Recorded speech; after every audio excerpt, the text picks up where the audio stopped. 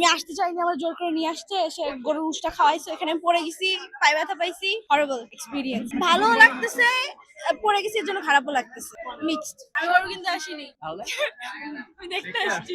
আচ্ছা, হাটের সার্বিক পরিস্থিতি কেমন মনে হচ্ছে? আমি অনেক ভয়ে আছি, কারণ আমি একবার পড়ে গেছি ওই সামনে।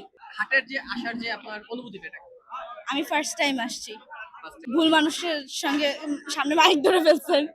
কিন্তু যারা অনেক সময় আসে ওদের কাছে কি জিজ্ঞেস করেন, ওরা বলতে পারবে কেমন। ভাই, অন্যান্য বছর তো এবছর আসলে গরুর হাটের সার্বিক পরিস্থিতি কেমন মনে হচ্ছে আপনার কাছে? আসলে গরুর দাম বেশি, তুলনামূলক গরু আছে অনেক। আর বাজার যতটুকু ঘুরছি, ঘন্টাখানেক তো ঘুরলাম, এই ঘন্টাখানেকের মধ্যে মিডিয়াম সাইজের গরুগুলোর দাম একটু বেশি, কারণ এগুলোর চাহিদা বেশি। বড় গরুর দাম সাধারণ 1,50,60-এর মধ্যে হয়তো পাওয়া যায়। আর একেবারে ছোট গরু তো আসলে দেওয়ার মতো নাই, সেগুলো যেরকম দাম চাচ্ছে আসলে 60, 65, 70 এর মধ্যে ভালো গরু নাই। স্বাভাবিক পরিস্থিতি এবার আজ থেকে গরুর খাবারের দাম আমরা ব্যাপারী না, আমরা গৃহস্থ মানুষ, ছোট গরু কিনে আমরা পালি। আমরা পালার পরে খাবারের দাম মেলা, এই গরু মনে করেন সাধারণত গরুর গোশ বিক্রি হচ্ছে 800 টাকা কেজি, 32,000 টাকা মন।